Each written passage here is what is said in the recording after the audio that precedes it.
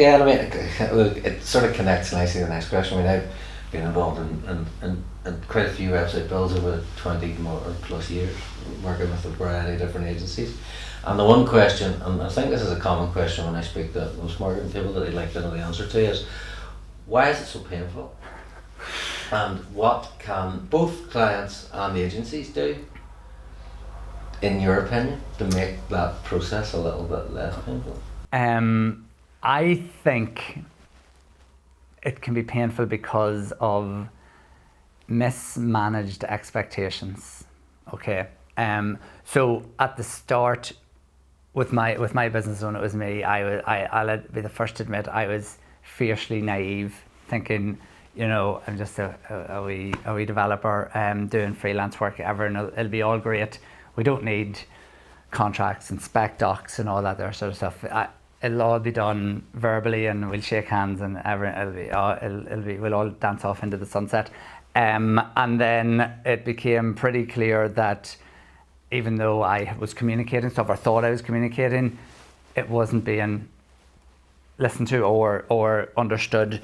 So one thing it sounds cold and callous, but it's actually a very, very good it's a very, very good insurance that both parties are on the same track, that we do a fairly robust spec document of every feature that the site is going to provide to a client once we've agreed roughly what the cost would be.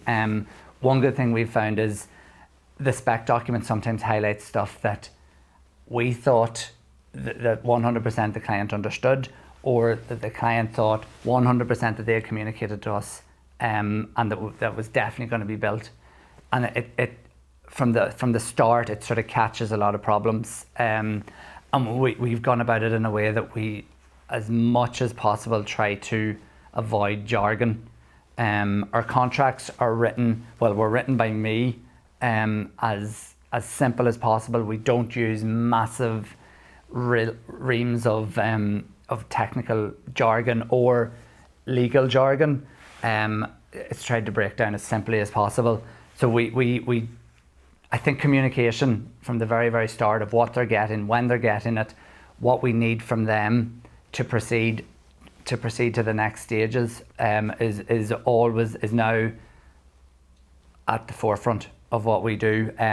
We also break it down into 4 stages. Every site we do, we break down into 4 stages, so that we don't come to the very, very end and be like, ta-da, there's your site, and they're like, oh, what is this?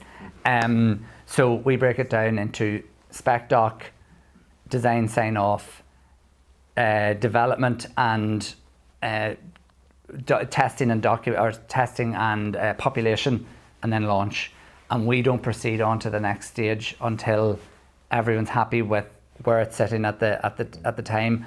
I know, again, naively as a freelancer, I would have just been like, oh yeah, go, everyone's happy, away we go, and then put it live, and then getting a phone call, this isn't what we wanted. A lot of this, unfortunately, comes from me learning from my mistakes. I sort of started the business just, I'll go out on my own and see how it goes. And you learn from these mistakes. And everything we do now is sort of to try and mitigate those issues.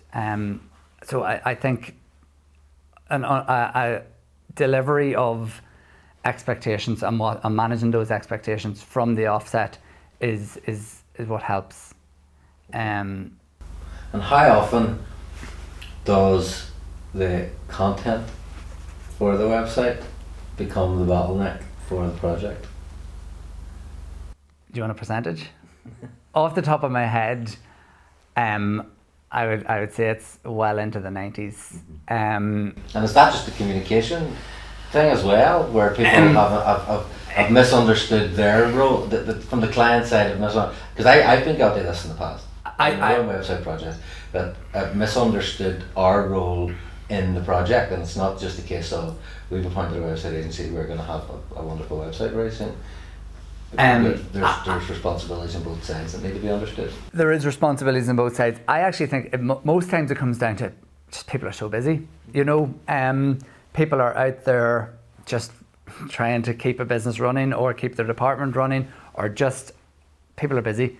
And it really depends on the size of the business. If you're dealing with a small business and you're dealing with the managing director directly, and you're asking her or him to provide the content, you're in trouble. And I know I'm a managing director, and people be asking me. We went through with a communications and a messaging company about the Wibble Rescue Package, and they were looking feedback on what we do, and we're on a venture success program with Belfast City Council, and I have to review documents, and I'm guilty of it as well. I'm busy, and these things like websites just start to move down the priority list. When you're dealing with bigger corporations, generally it gets easier. There's a marketing team, or there's a couple of people who are dedicated to this, or there is, depending again on the size of the client, there could be one person who's moved on to being the project manager for this website, and it is their job to either create the content or follow up with the heads of departments, which is brilliant. As generally we find, as it gets bigger, we stand a better chance, and also if the company is formed and trading, they generally have content and marketing. Or if it's a redesign, we can use the current one, review it, take bits out of it for conversions and things, what the site's going to do, what their marketing currently is, or what their messaging currently is, for consistency, so that when somebody picks up their marketing material and looks at the website, it's consistent. Those would be the sort of things we would find. But yeah, communications as well. But we generally, whenever people are signing the contract to start a project, we have a list of things that we need, and we refer back to this fairly regularly. And a lot of it, at the very simple terms, is at least 3 pieces for each section that we can at least start with and build the design around the content. It's not necessarily a case of us. It's general. It shouldn't ever be us just doing the design and forcing the content into it. Like the wording and the messaging and the tone sort of dictates what the website's going to look like. So we would rely upon that from the word go. But at the same point, it still hits. It was hit at the 90s, where we're saying, like, we need to know what the wording is for this section, how you're going to present this new product, what the tone is, what the approach is. And I think it just comes down to busyness.